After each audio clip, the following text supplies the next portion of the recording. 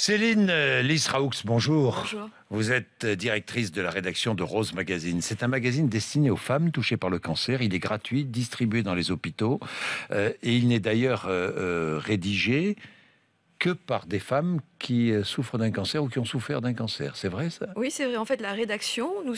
c'est une aventure de presse, une aventure C'est d'amis, de copines et extraordinaire, de ça. journalistes. Et en fait, on s'est retrouvés tout un tas de journalistes qui ont amis depuis des années. On travaillait à l'Express, à Marie-Claire, dans des tas de journaux. Et on s'est toutes retrouvées avec des cancers en même temps. Et c'est une aventure de copines. Et on s'est dit, mais on n'a pas eu le journal dont on rêvait quand nous, on était en traitement, dont on aurait eu besoin, même en tant que journaliste, pour trouver de l'information. C'est pas simple. Bien sûr. Et on s'est dit, on va créer ce journal. Et on l'a créé. On est un journal complètement indépendant. On est logé par le groupe Bayard, mais on est vraiment un journal indépendant. Et on sort à 200 000 exemplaires de manière semestrielle et on est gratuit. Et vous êtes gratuit. Alors, ce matin, nous dévoilons les résultats d'une grande enquête de l'Institut national du cancer et de l'INSERM intitulée « Cancer, la vie, 2 ans après ». Je dis bien après le diagnostic. Plus de 4000 personnes atteintes d'un cancer ont été interrogées 2 ans après le diagnostic de leur maladie. Le cancer, c'est la conclusion de cette étude, reste un facteur d'aggravation des inégalités sociales et de discrimination. Très lourdes conséquences, on le remarque à travers cette étude, mais vous le saviez, sur la vie professionnelle et sur la vie personnelle. Oui. Il y a un chiffre, moi, qui, à la lecture de cette étude, m'a étonné.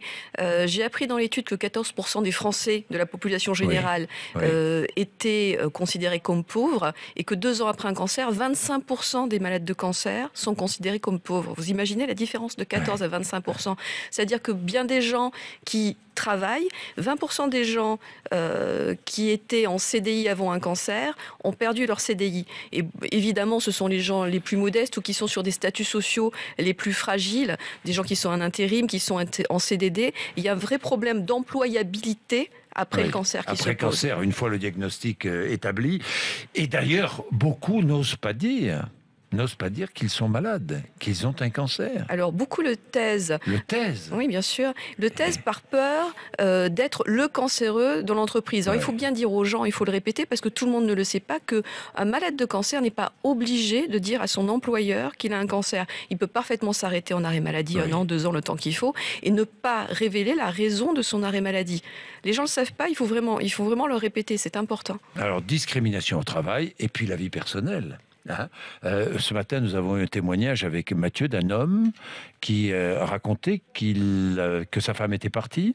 Jean-Luc qui nous disait que sa femme était partie, qu'il a perdu son boulot dans la foulée aussi. Ouais. Sa femme est partie, il a perdu son travail. La difficulté de cette maladie, c'est déjà qu'il y a des représentations sociales qui n'ont pas changé depuis des siècles, enfin depuis des dizaines d'années du cancer. Aujourd'hui, le fait même qu'on puisse faire cette étude, c'est-à-dire la qualité de vie 2 ans après, ça veut dire qu'on vit. C'est le bon côté de la chose. On continue à vivre, mais vous savez, il y a 20 ans, tout le monde en mourait. Et dans l'imagination, en fait, dans la représentation sociale du cancer, dans la tête des gens, le cancer, c'est pas une maladie, c'est une malédiction. Donc évidemment, il y a tout ce qui est lié à une malédiction, une espèce de bien, de mal. Il est arrivé quelque chose pour avoir un cancer. C'est pas normal d'avoir un cancer. Et effectivement, ces représentations sociales font que le regard de la société, alors que la maladie a changé, aujourd'hui, on en guérit de mieux en mieux. On parlerait de Rose tout à l'heure, on arrive à créer un journal avec une rédaction uniquement avec des femmes malades et qui sortent un journal qui vaut les autres journaux, mais les représentations sociales de la maladie n'ont pas changé aujourd'hui. N'ont pas changé. Ces cancers qui interviennent, âge moyen en France, 56 ans, mais de plus en plus jeunes aussi. De plus en plus jeunes. J'imagine qu'à travers vos lecteurs, vous voyez tout ça, vous constatez tout ça. Alors nous, on est atterrés par la jeunesse. On a très souvent à la rédaction des toutes jeunes femmes de 20, 25 ans, 30 ans qui nous appellent, complètement perdues parce que le cancer pour quelqu'un d'âgé, c'est difficile, mais on s'y attend. Pour quelqu'un de jeune, mais c'est complètement injuste, c'est incompréhensible. Et la problématique des malades aujourd'hui, des jeunes malades, ils sont évidemment atterrés quand ils apprennent ça, mais ils ont surtout un sentiment d'injustice incroyable. Où est la justice quand vous avez un cancer à 19 ans, que vous devez arrêter vos études? C'est terrible. Et après, la problématique, c'est qu'une fois qu'ils ont surmonté ça, tous ces jeunes, il faut qu'ils construisent leur vie. Et aujourd'hui, la société leur dit, vous avez surmonté ça, mais on ne va pas vous employer parce que vous avez eu un cancer. Vous n'allez pas pouvoir emprunter d'argent parce que vous avez eu un cancer une fois dans votre vie. Il faut vraiment repenser, pour moi, c'est la grande leçon de cette étude. Il faut vraiment que notre société repense son rapport avec cette maladie et avec les ex-malades malades de cette maladie qui, une fois plus, sont vivants. Merci Céline Elisraoux, directrice de la rédaction de Rose Magazine. Merci d'être venue nous voir ce matin.